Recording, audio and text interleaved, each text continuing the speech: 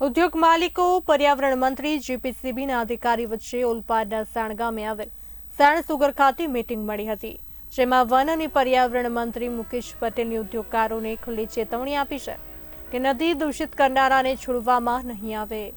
ઇન્ડસ્ટ્રીઝનું ગંદુ કેમિકલયુક્ત પાણી નદી ખાડીમાં છોડાશે નહીં।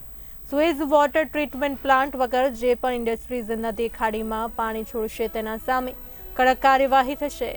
આ મામલે કોઈપણ ઉદ્યોગકારો ભલામણ માટે ન આવે તે માટે મંત્રી મુકેશ પટેલે સૂચના આપી છે। સાથે જ મંત્રી મુકેશ પટેલે દરેક ઇન્ડસ્ટ્રીઝમાં ચેકિંગ કરી રિપોર્ટ આપવા અધિકારીઓને સૂચના પણ આપી છે। આજે જે સાયણ વિસ્તારની અંદર સાયણ, ડેલાર, પડિયા, કોઠા, કારેલી, સિયાટલા આ તમામ વિસ્તારોની અંદર જે વોટર જેટ ચાલે છે એ વોટર જેટ મશીનો ચાલે છે। વાંધો નથી, ઉદ્યોગકારો છે પોતે ધંધો કરી શકે છે, એમાં કશો વાંધો નથી। પણ જ્યારે નિયમોનું જીપીસીબીના નિયમોનું પાલન ના થતું હોય તો એના માટે પગલાં લેવા ખૂબ જરૂરી છે।